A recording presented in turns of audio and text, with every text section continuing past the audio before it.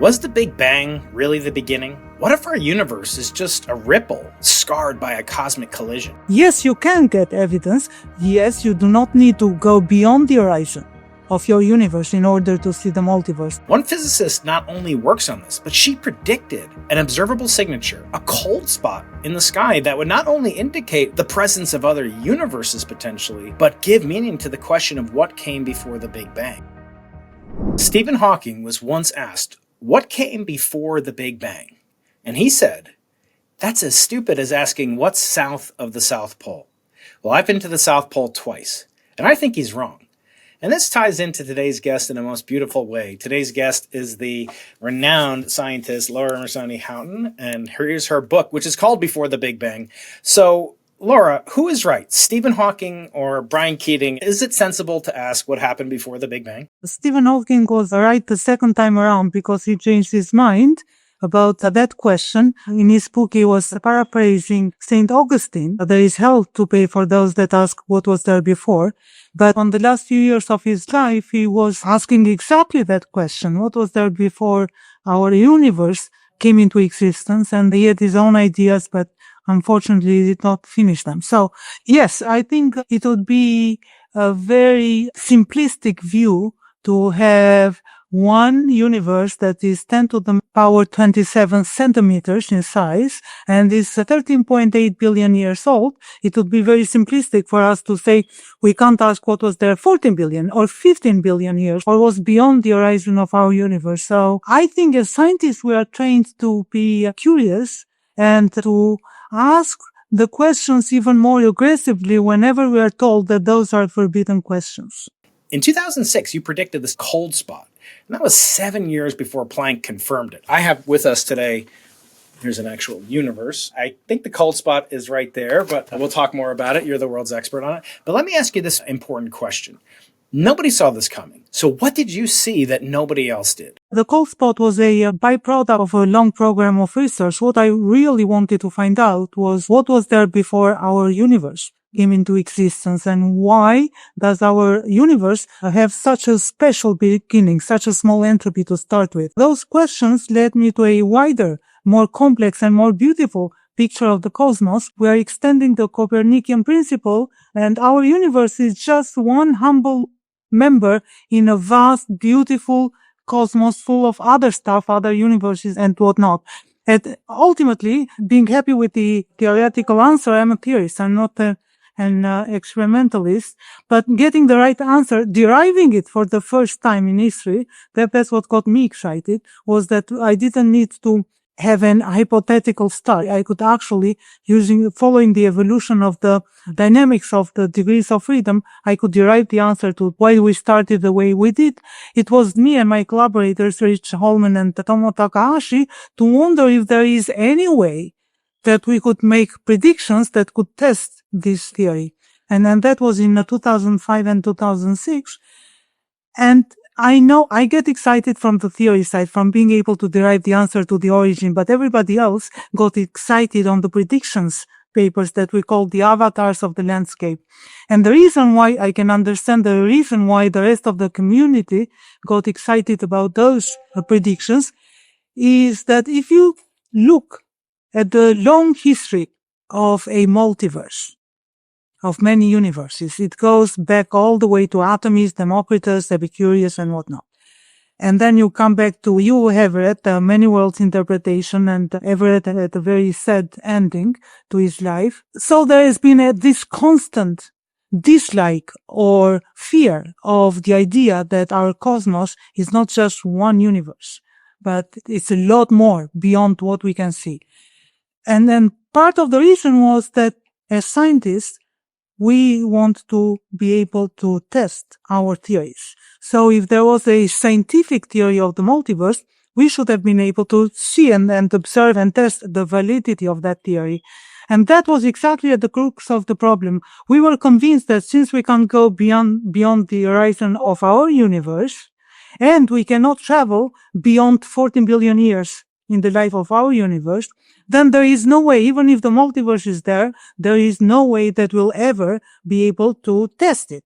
And therefore, any theory of the multiverse cannot be scientific.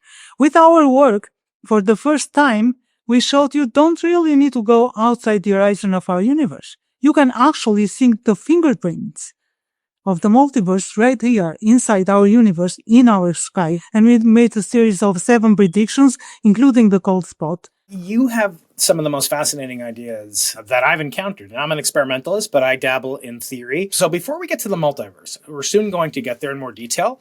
And I have been yelled at by Andre Linde. He screamed at me. He said on this very podcast, why should it be universe? Why should it be universe? It should be multiverse until you prove to me that it's a universe. We'll get there. We're going to cover that. But first, I want to break down the quantum physics of string theory landscape.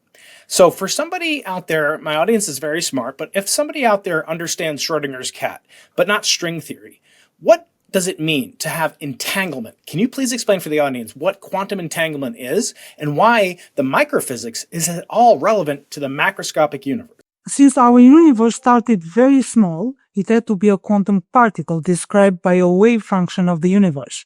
Now, whenever you solve Schrödinger-type equations on the wave function of the universe, you don't get one solution, you get a family of solutions for possible universes, for possible outcomes. All of those are branches of the wave function of the universe.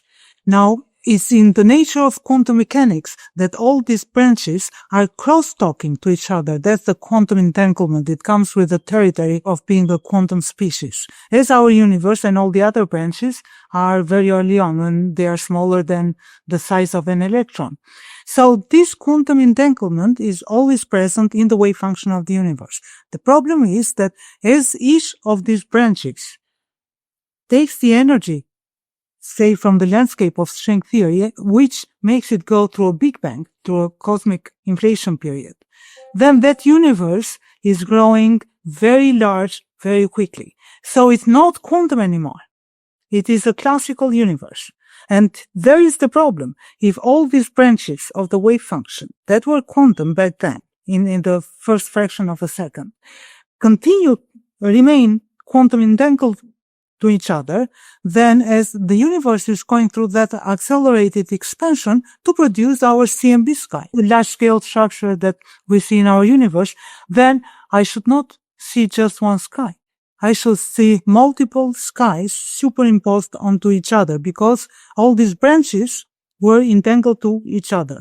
That's not what we see. We see one universe, one uniform distribution of nearly uniform, except anomalies of matter and large-scale structure and cosmic microwave background and whatnot.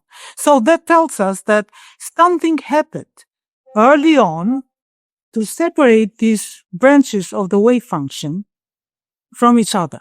In physics, we call that decoherence.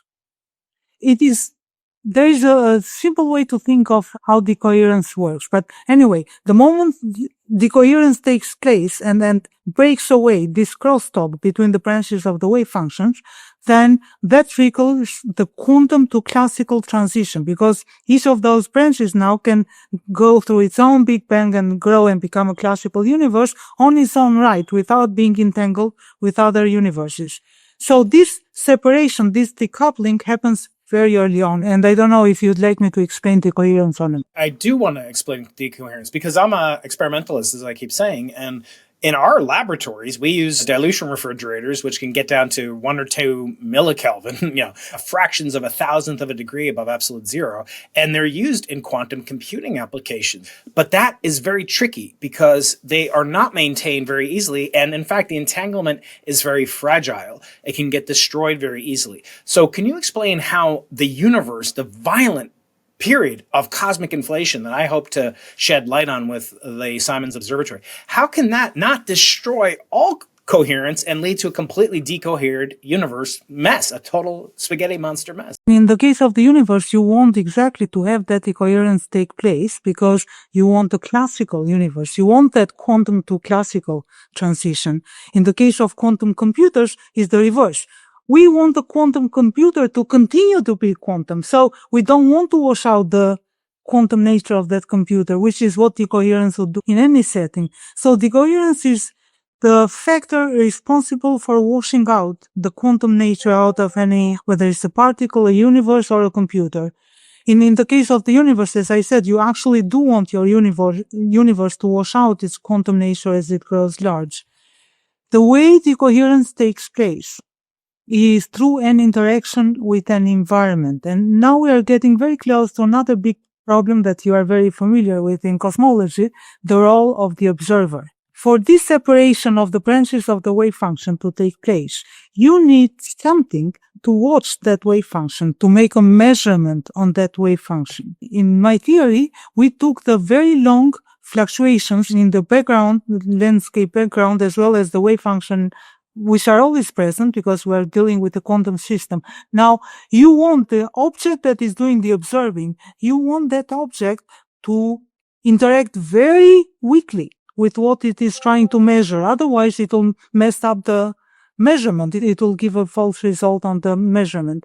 So in our case, including the very long wavelength fluctuations that are present in the wave function and the landscape, they are weakly coupled to the branches of the wave function because they are talking to each other only gravitationally, and a long wavelength, even Newton's law tells you that that coupling is very weak. So, but that, on the other hand, you have an infinite number of those fluctuations. So there is your bug, your environment that is watching the wave function of the universe, and that is what is inducing that interaction, is what is inducing the separation, the decoherence. In all of science, we always have to be comfortable with criticism of our work, and certainly you're no stranger to controversy because of your boldness and your courage in what you do. And so what do you say to friends of mine like Paul Steinhardt, who would say, hold up, Laura, you're now tying together string theory and the multiverse, and these are two untested, and according to some people, like Paul, untestable ideas, that string theory's landscape can't be directly seen and the multiverse can't be disproven and falsified. So what do you say to people that say, if you can't test it, it's just a story? Are you stacking a speculation on top of a speculation? How do you answer those critics? When it comes to testing, as conservative as it gets, because the only way to let your imagination fly free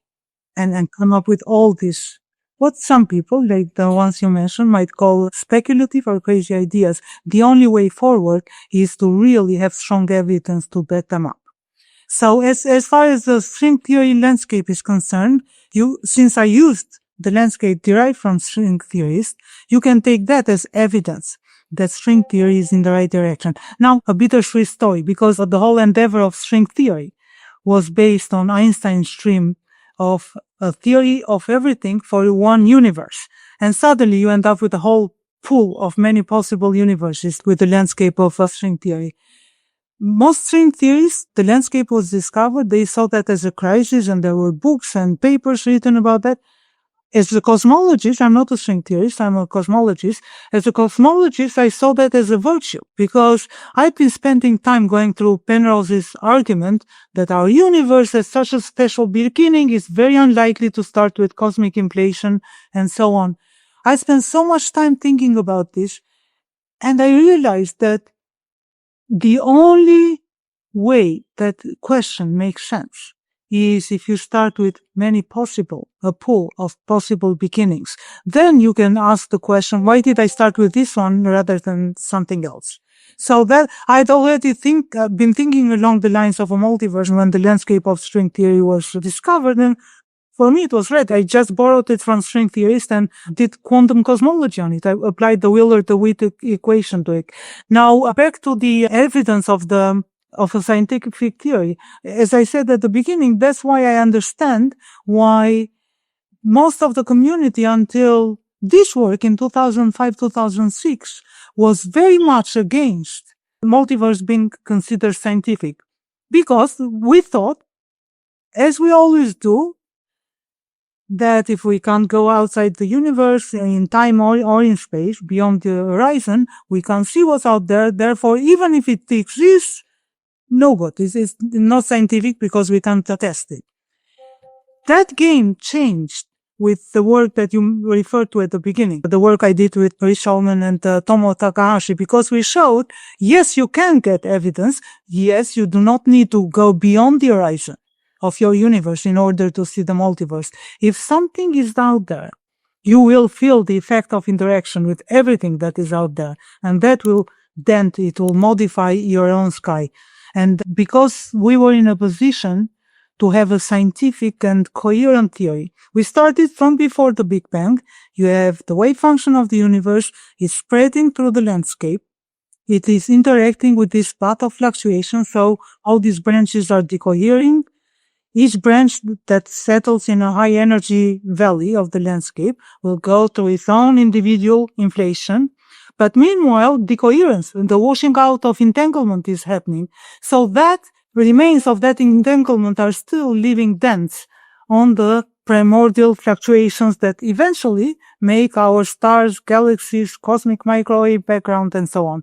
Because we could follow that story from before the Big Bang through the Big Bang, after the Big Bang to present day, we were able to predict the cold spot, the asymmetry between the northern and the south matter power spectrum, and the series, the power suppression at very low multiples, and a series, most importantly, the overall suppression of the amplitude of fluctuations, what is known as sigma 8 in cosmology. So we predicted that if you have one universe, you expect that amplitude to be 100%, but if you include into the story the second source, which is the interaction of your universe with everything out there, very early on, of course, when they are still entangled, then that will suppress the sigma 8 by about 20%. So you should expect 0.8.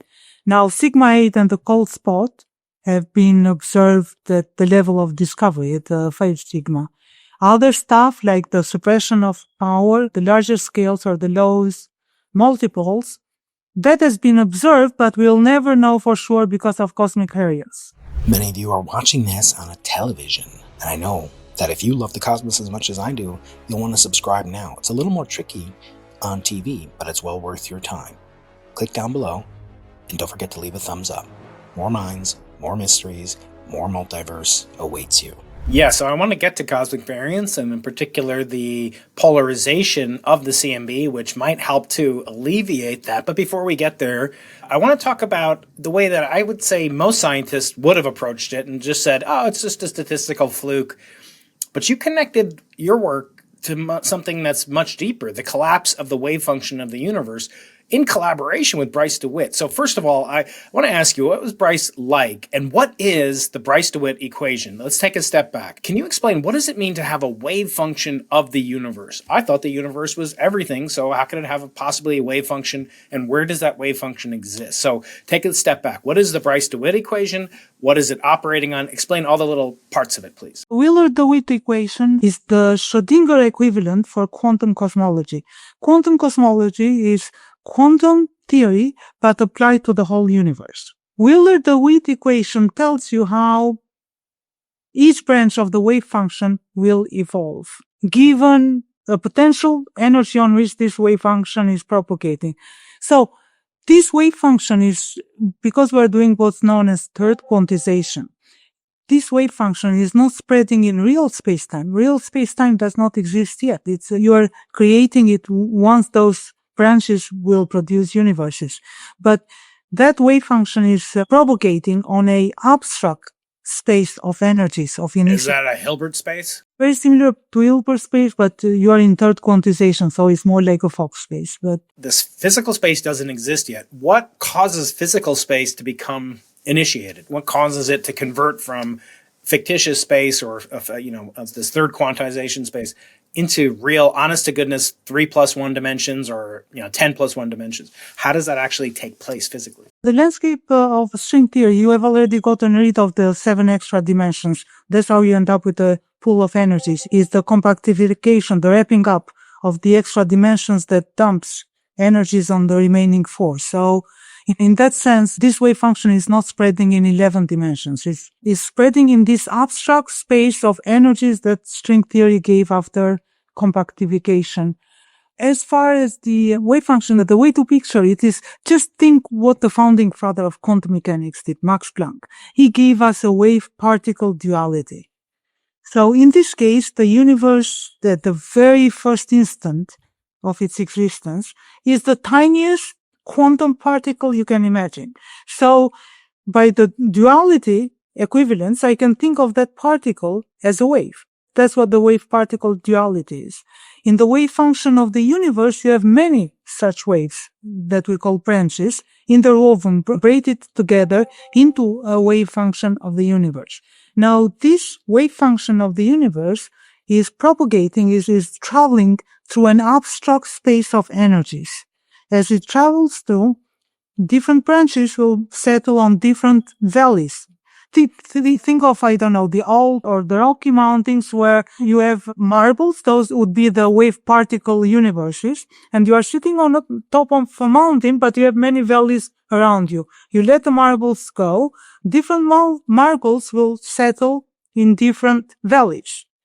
The depth of the valley is the energy, because this is an energy field. So the depth of the valley will determine the energy that wave will take to go through its own Big Bang. One thing I've had trouble comprehending in my conversations with your, friend of mine, Max Tegmark, who's written about the multiverse as well, is in the string landscape, picture, as I understand it, as a layperson, effectively, the different landscapes have potentially different constants of nature, even the speed of light, the gravitational force. What prevents them from having different laws of physics altogether? For example, not having, Planck's, formula for energy versus frequency. It could be completely different, not just the constant. And maybe what prevents them from having different laws of mathematics? Where does this separation take place? In other words, what features are common among every universe, every possible universe in the landscape versus our actual instantiation of them in our particular universe, where we have C and G and H bar and so forth? What prevents the laws of physics and even the laws of mathematics from varying from place to place and getting a complete mess? Very good. We shall never know. In principle, anything can happen. Different constants of nature, different mathematical equations, different laws of nature, and so on. I was talking to Alexei Starobinsky in a conference in Stockholm about this. I'd just come out with thinking along similar questions to yours. I'd come out with a proposal for two principles that we can use to make sense of that question. I mean, it's even hard to conceive and make sense of it, never mind to answer it. So my first principle is what I call domains correlation. If a subsector of the multiverse, all the universes there are embedded in the same background spacetime, and they are correlated to each other, so they are talking to each other. In any means possible, it can be just gravitational. Particles with mass will pull on each other. But if there is any correlation at all, then first, you can test their existence because you can measure that correlation. And secondly, they have to obey the same laws of nature that you have. They might have different constants of nature, like a different speed of light, different Newton's constant, so on, but the laws of nature, the mathematical equations that relate those constants, will be the same. So that was a proposal in terms of answering the question, what if there is some other sector that has totally different laws of nature? Well, if they are correlated with us, we, in principle at least, have a glimmer of a hope to know of their existence because we can measure that correlation in the far future with better technology. If they are not correlated with us, and if the multiverse is infinite, then of course there will be many sectors that are just far beyond and not correlated with ours. Then we'll never know of their existence and we can't make any significant or meaningful statements about them. Can they exist? Absolutely, but we'll never know. Here's what I want to know. If the universe is a quantum wave and the cold spot right here is... and the cold spot is a scar from a collision, what on Earth or in the universe, what did we collide with? Is that a proper way to think of it? Okay, so go ahead. How should I think of it? Absolutely. It's not a collision. It's never been a collision. There is no collision because then you are getting into dangerous territory of anthropic considerations where the collision has to be just right. You know, if somebody gets in a car accident and you say, oh, your car was dented only at the headlights, but nobody got hurt and no major damage done, that would require a lot of fine tuning. So that collision just gave you a little cold spot in the sky, but nothing else. In principle, if there are collisions, they are going to be catastrophic. Imagine two universes colliding that would be the worst doomsday scenario, much worse than the big But in my picture, there is no collision. I mean, each of those branches of the wave function that settled in some energy of the landscape and went through its own Big Bang has a similar story to ours, but the space in between is also expanding. So there is no touching of these universes. They just exist independently of us, except that interaction, that early on quantum entanglement interaction, left a scar in all our skies. So all of us can measure each other's existence as we can in our own sky.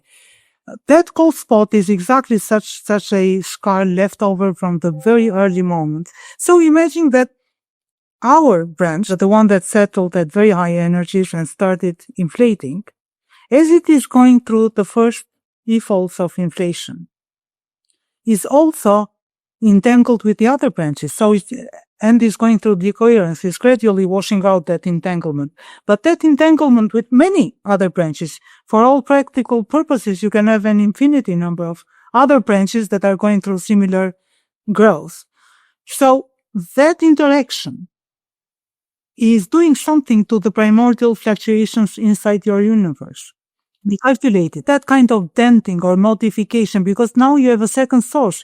Besides inflation, you have an entanglement with other universes adding to your cosmic picture. So that entanglement, that second source, is modifying, is changing your primordial fluctuations, which 300,000 years later becomes CMB and large-scale structure.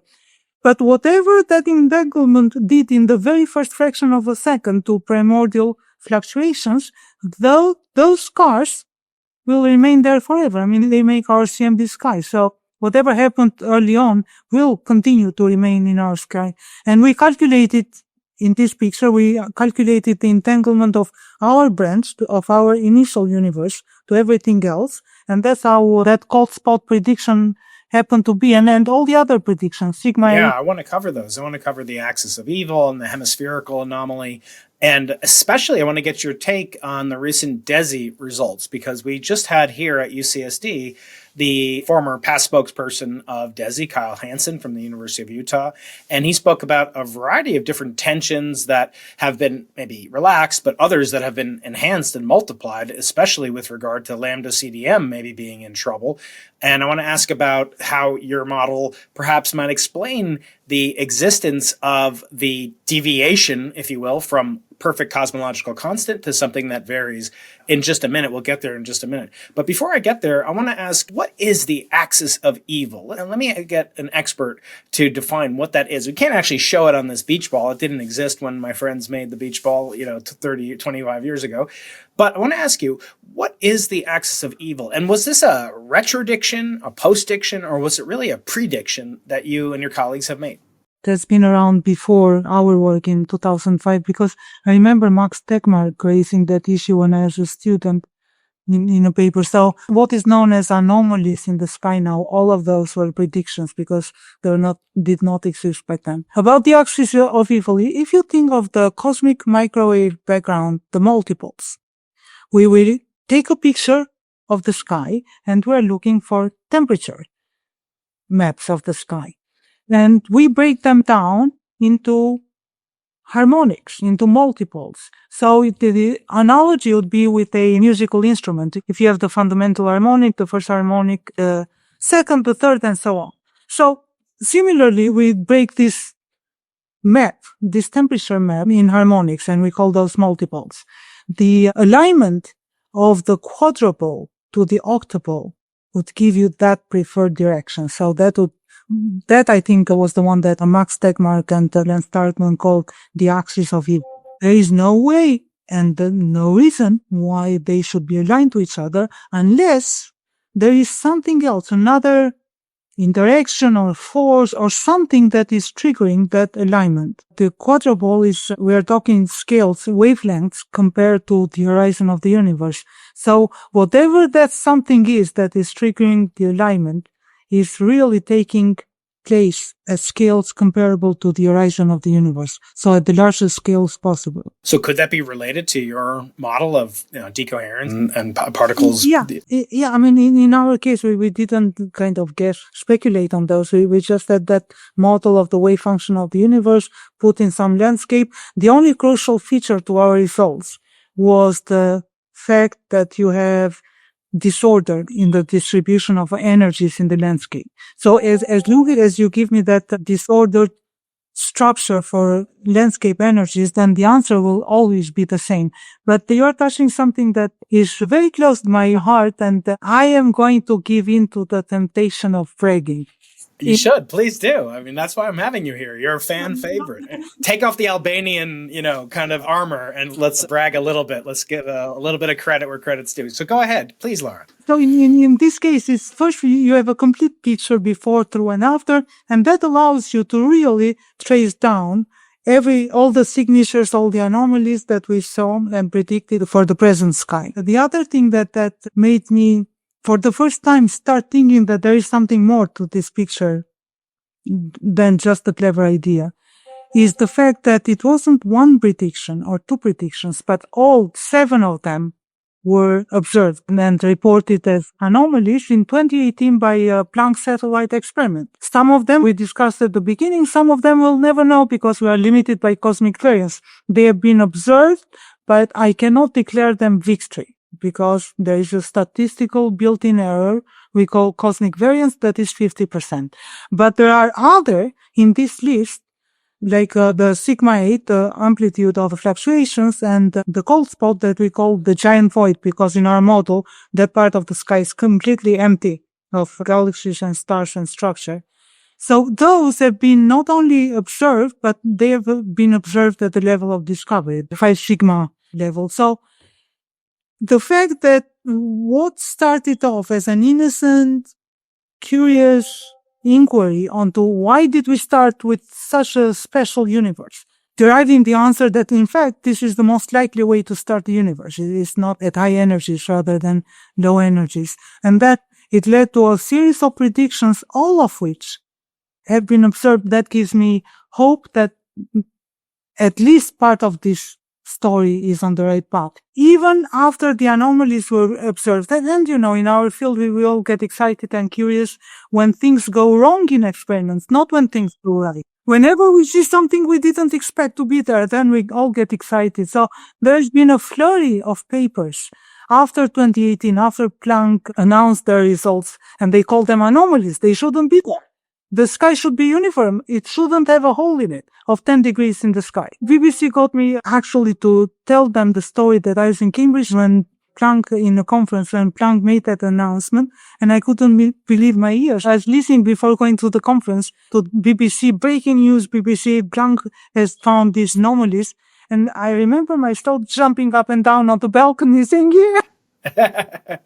Well, you mentioned a few times this concept of cosmic variance. I want to ask you, to what extent can polarization, which is how I, put butter on the bread over here at my household, that's basically my living, comes from studying the polarization and building polarimeters and deploying them to the South Pole with BICEP, or Chile with my colleagues in the Simons Observatory. So I want to ask you to define what cosmic variance is, and then how possibly the, say, hemispherical anomaly, once you explain that, could be corroborated by a completely separate probe, which is polarization. So please explain cosmic variance, then the hemispherical anomaly, and then we can get into a little bit more technical detail. And you can be very technical, by the way.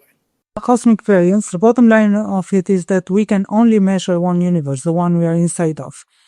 And when we are measuring, a galaxy or a star, the temperature, the chemical composition, we have many such samples in our sky because their size is small and there are billions and trillions of those. So we can repeat our measurement on other stars until our statistical error improves to as much of an accuracy as we want it to be.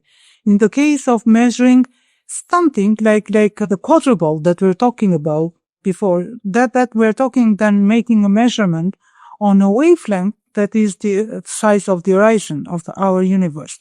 In that case, the only sample we have is half of the sky. of our universe. So the error is 1 over square root of 2, which is quite a large error. The reason is simple. We can't get out of this universe and repeat the same experiment on other universes. In that case, we just have to admit that it doesn't matter how good the technology is, there is a built-in statistical error by the fact that we're stuck inside this universe. And so the hemispherical anomaly, it could arise, as I understand it, from the large-scale existence of a large-scale void or underdensity. Can you talk about the void picture within the context of your work, but also how recent people, especially David Wiltshire, how that might play a little bit of a havoc with dark energy? So explain how a void could potentially impact our understanding of the hemispherical anomaly, and then let's talk about dark energy. So when we talk of voids, just to be on the clear and not set panic out, in that context of having half of the sky have slightly more or less matter much later than the other half of the sky, a void means exactly this mild difference between the fluctuations content that later on becomes matter content and CMB content. So in our picture, again, you have the usual story of inflation. The universe is going through accelerated expansion, and all the primordial fluctuations are produced during that period of inflation. And those later on, as the universe grows and cools down, those become cosmic microwave background and the large scale structure. In the case of one universe, since everything is happening uniformly, you expect that this distribution of those fluctuations that later on become structure to be uniform throughout the spike. Now, add to this picture an interaction and entanglement with all the other universes that are going through similar cosmic stories. That interaction is very weak, is entanglement, and it gets washed out pretty quickly. But before it gets washed out, it has already left a trace on the E-foldings that were produced during that period.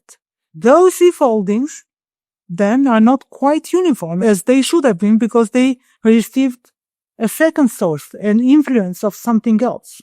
Besides inflation, there was something else that dented or scarred them or tweaked them. So one of those, the very first default, if you like, will feel the most of this quantum entanglement because then it will be washed out. That is the one that creates this power asymmetry between the two hemispheres. What are your thoughts on the recent DESI suggestions? Not quite, discovery, as you say, it's 1 in a million, 5 sigma is necessary. They're only at 4.2.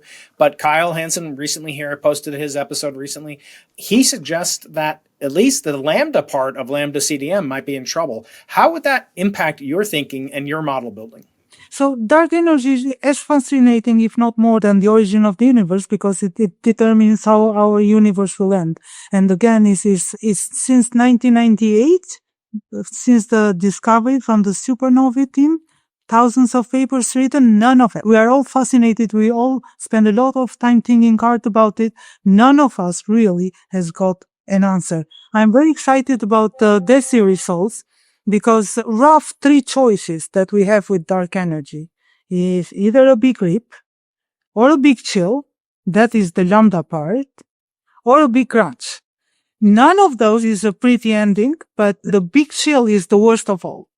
Because if the universe has a pure vacuum energy, first of all, we have absolutely no intuition into that. We know how to mimic dark energy through a slow rolling particle like inflation, but we have no idea of what exactly a pure energy of the vacuum of empty space-time looks like, and why the more space-time you produce, the more of that stuff you're producing. So we are at a total loss. But suppose that we take that in fate and say there is lambda, there is vacuum energy.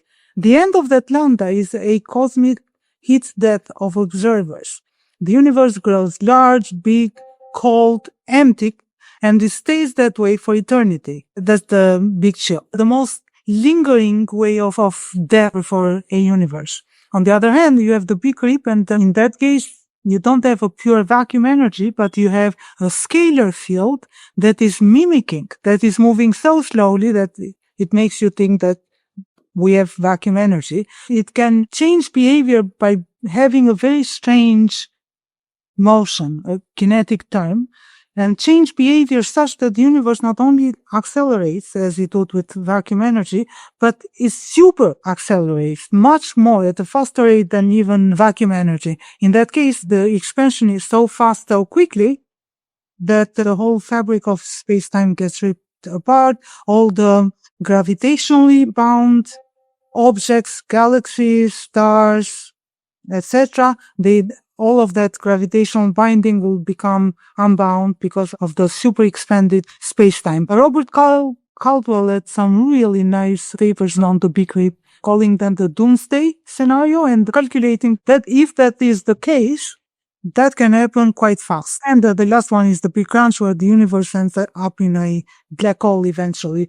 None of those is pretty, but as a theorist, the most important question that I want from experimentalists, whether it's Euclid or DESI or whatnot, is exactly that time evolution of dark energy. How is it changing over time? So at least as theorists, we are kind of forced to go on the right direction. Okay.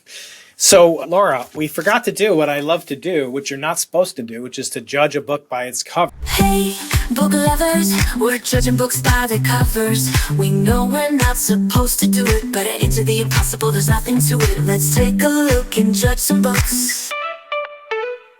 In this case, I want you to take us through the title, the subtitle, and the cover art, and you've got 2 copies of it. This one has multiplicable universes, galaxies, stars, etc. And you have another version, which is available in bookstores, I think, in the UK. So explain to us, what's the meaning of the title and the subtitle and the cover art? Is there a reference to the Stephen Hawking quote that I opened the interview with to begin with? There is the long and the short answer to your question. The short answer is you wrote a beautiful book yourself, so you know that you don't get much choice on the cover or the title. The long answer is myself and the publishers, the whole team that really were wonderful in helping me finish this book, wanted to convey exactly the idea of what the book is about. And the book is about a question that almost all of us as humans are curious about, have been curious ever since the cavemen and before. And that's what was before our universe existed. In a very straightforward manner, that made it into the title. I was told that as a scientist, I spend most days either taking long walks and thinking, going in the same path so I don't get run over by cars, or reading when I'm not teaching. So I don't have a lot of interactions with the outside world except when I teach. But I was told that the world has changed quite a lot since I was in school. And now with the Twitter culture and the Facebook culture, the attention span and the TikTok, the attention span is such that you don't use subtlety. You get straight to exactly what you mean. I love this book, and it's got 3 people on the back have endorsed it that have all been on the podcast: Roger Penrose, Paul Davies, and of course the inimitable Stefan Alexander, my best man at my wedding. I want to talk to you about something you brought up, and I could tell that you're not happy with it from reading the book, and it's the anthropic principle. And in the book, you talk about the anthropic principle as in sort of negative terms. Maybe I'm wrong, but please explain to me, for example, what Stefan might not be right about. Even though he's a friend, we have to ask. Stefan's argued, maybe even the anthropic principle could be quantum in nature. Can you talk about this? Could the valleys that you depict in the figures in this book, could they be regions where the anthropic principle would lead us to a very different conclusion, or maybe the anthropic principle is wrong? So first of all, what's the anthropic principle for those that aren't familiar? What's a quantum anthropic principle, and why would things like the Born rule or unitarity, why would they not vary from universe to universe? So you are absolutely right in assuming that I'm not a fan of the anthropic principle, and I don't hide that in the book either. With Stefan, we worked together, and Fred Adams, we worked together to show that what is used as an argument in favor of the anthropic principle, namely the fine-tuning of the constants of nature, is not necessarily a fine-tuning of the constants of nature. So Stefano and I joined forces into scrutinizing whether there is any virtue, any merit to the anthropic principle. So, what is the anthropic principle? The strong version is that for the universe to exist, we have to witness its existence. So, it has to allow for a habitat, for habitable planets, structure, and whatnot, from which we can arise and observe. By we, I don't mean human species. A star can observe the existence of the universe. Cosmic dust, photon, can observe the existence of the universe. But the key argument of the anthropic principle is that the universe, you can have many universes out there, but none of them are any good. They might as well not exist if they have nothing that can observe them. So, for anthropic reasons, you always require, you put a set of constraints that require that universe to be habitable. That in turn, and there was a really important and beautiful paper by Martin Rees and Max Tegmark a long time ago, arguing that all the constants of nature, the alpha, the fine structure constant, the Newton's constant, the mass of the electron, everything has to be fine-tuned in order for a universe to be habitable. So that paper kind of showed that you need everything to be arranged by hand in order to have habitable universes. What Fred Adams and Stefan and I looked at was just for fun. Let's see what happens if we allow the fine structure constant and the Newton's constant to float. Do you get structure then?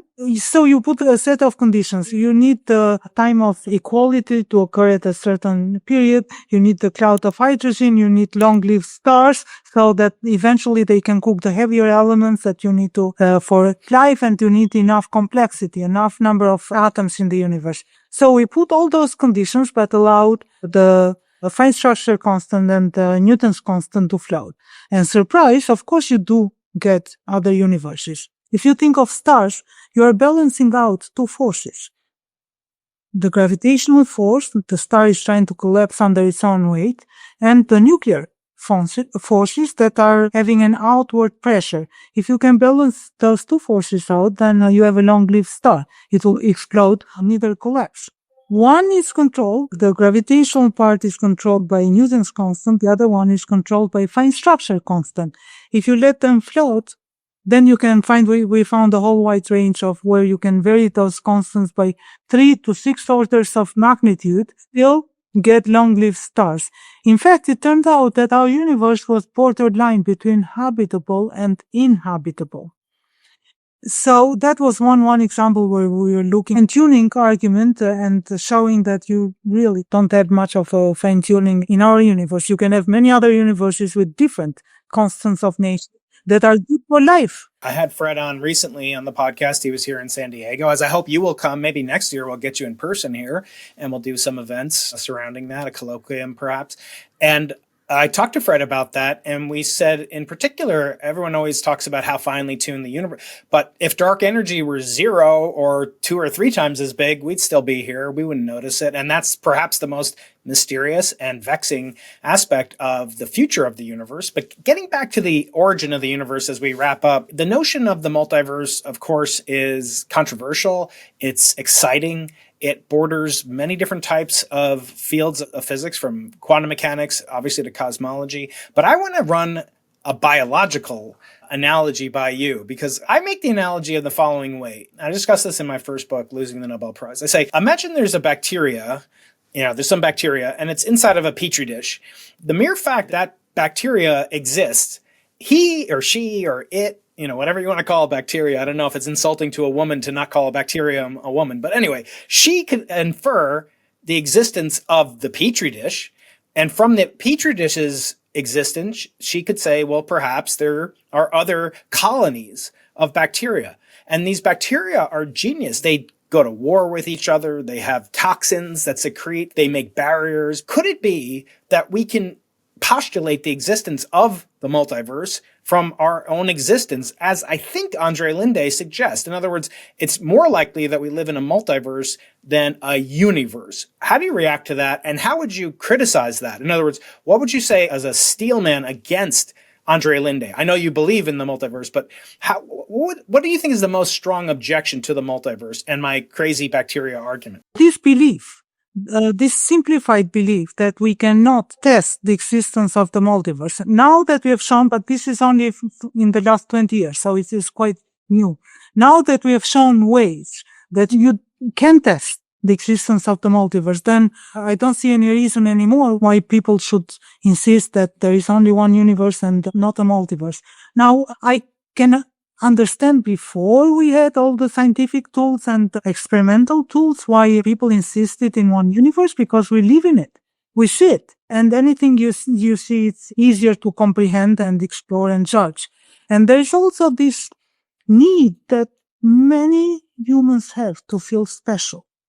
And we've had that forever. It goes back to Copernicus times. We wanted the Earth to be the center of the universe. And we wanted the solar system to be the center and whatnot. Now, what I and colleagues that work on this field are saying is that even the whole universe is just one tiny particle. A humble member, even that universe is not the center of the cosmos, but the cosmos is much more complex, much more beautiful and vaster than with one stop. And that goes with the territory. The more we learn, the more our thinking expands and the more our picture of the cosmos gets explored. But there is another reason, and then I've been teaching this first year seminar this year for the first time. I was surprised. My students absolutely loved it. And it was beautiful to see their horizons open and their brain clicking, asking these big questions and speculating about them. But one of them had been in some seminar, a religious seminar, and wrote to me and she said, I'm confused about the multiverse because there was this guy that was saying only one universe, anything else, the multiverse is against religion. She said in her religion, she was Hindu, in her religion, the multiverse was a good thing. But in this, so I said, well, first of all, science and religion ask the same important questions of existence, but address them with totally different tools.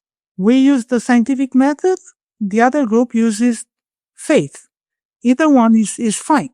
You asking the same question, but using totally two different methods in exploring that question.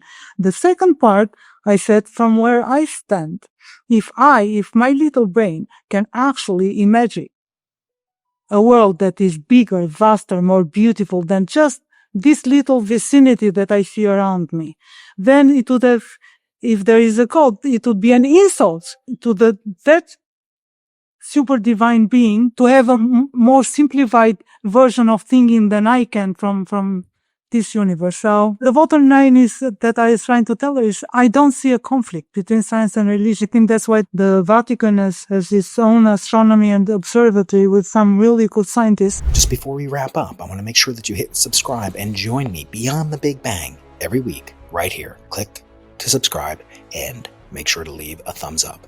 And for bonus extra credit homework, leave a comment. Now back to the ending. Laura, as we wrap up, I want to leave you with a saying that means a lot and I think is poetic for this book, which is a beautiful book. It's a love story of a young woman who's fascinated by the night sky and her interactions with some of the greatest figures in cosmology, as well as with her own family. And I'll leave that at that. But I want to ask you to react to the following saying. Okay, you ready for this, Laura? Here's my Albanian. Në ka shumë u yuje, por se cila ka driten e vet. Shumë bukur. So I think that meant in the night sky there are many stars, but each one has its own light. Now, your work suggests the same of the universe, that it's not just the stars that are manifold, but maybe universes too. So is the universe kind of devoid of meaning where each universe is isolated, cold, and sterile? Or like the proverb from Albania, does each universe have its own light, its own story? Absolutely. I strongly believe that the latter, it's if we were special and we were the only thing there is out there, that would be meaningless to me. But eventually, it's a finite system. Eventually, we will explore all there is to explore and understand about this system. And that would be my version of hell, when there is no more questions left to be asked, there is no more discoveries left to be made. In that case, I cannot imagine existence when we know everything and there is nothing left, no curiosity. The cosmos being made up of many universes, of a multiverse, there is so much to discover. Each one of those universes will have its own stars and its own light, its own creatures asking their questions of existence. And eventually, I hope, knowing that none of them is alone in the cosmos, that there are other fellow universes and creatures out there. But that love story, in that case, will never end, because the universe or the multiverse is a physical entity that we can ask and explore and then perhaps never finish exploring and understanding. But there is another realm that I think is extremely important, extremely hard to understand, and that is the laws of nature. In everything we do, ultimately we're using a toolbox, the laws of nature, sitting down with those laws and calculating and understanding that eventually we can get the solutions to those equations, and finally we understand what's going on in our little world. But if I change those laws of nature, as you were talking before, some universes might have their own laws of nature. Then the whole story changes. The answer changes. Our understanding, everything we know to be true, is turned upside down. So I would like to understand what determines those laws of nature, and do they vary across? And also the realm of mathematics. And is that an unfinished story as well? If you follow along the lines of Gödel and Cantor, then of course the mathematics is incomplete. So perhaps laws of nature encompass the mathematical realm. These might seem as very big, mundane questions that perhaps fall more under philosophy than science, but not so, because we are right now at an era of quantum computing and AI. And one of the big questions that we have, these are tools that we use every day. One of the big questions in AI is artificial general intelligence. Right now, the AI tool is very straightforward. A human decides, it gives it one job to do, one duty to perform, it does it very well. And you train the machine, the math behind it is very easy, Bayesian. You train the machine, you write an algorithm, and you're done. But what if there is a new generation of machines that have a set of cognitive abilities, not just one or two, but a set, and will they become, it's the big question, will they acquire their own identity and their own ego and perhaps even consciousness? And all those questions can only be answered relying on the same theories of Gödel and Cantor and the laws of nature. So that's why I think anything that seems very far-fetched, incomprehensible right now, at the very golden, lucky stage where all those big ideas and questions are actually right here in our universe and in our planet. Laura, I want to thank you so much, not only for your time today, which has been a delight and an honor for me, but for this wonderful book. It's touchingly beautiful, it's poetic, and it's hardcore mathematics, hardcore physics for my audience. And I especially love the illustrations. I think a lot of your colleagues that do write these books come out with books, and I won't name names, but huge tomes, very dense, very brilliant, and great contributions, but they don't have any way of illustrating their point. I think that's a mistake, but the illustrations in this book are wonderful. They help guide the reader through some of the most complex topics in the known multiverse. So for now, though, I want to thank you for your time, and I hope that we do get to meet in person finally. Yes, I hope so. It's wonderful meeting you, even remotely. Thank you so much. It's been a great day. If Laura's description and prescience about the multiverse, the cold spot, and many more topics beyond the Big Bang gave you chills, just wait till you hear what Eric Weinstein said when I challenged his theory's predictions and how geometric unity may just have been proven by the DESI team. And David Wiltshire, he thinks we've misunderstood gravity itself. The universe might be bigger and weirder than anyone imagined. Tap one of these to explore. Don't forget to subscribe and like.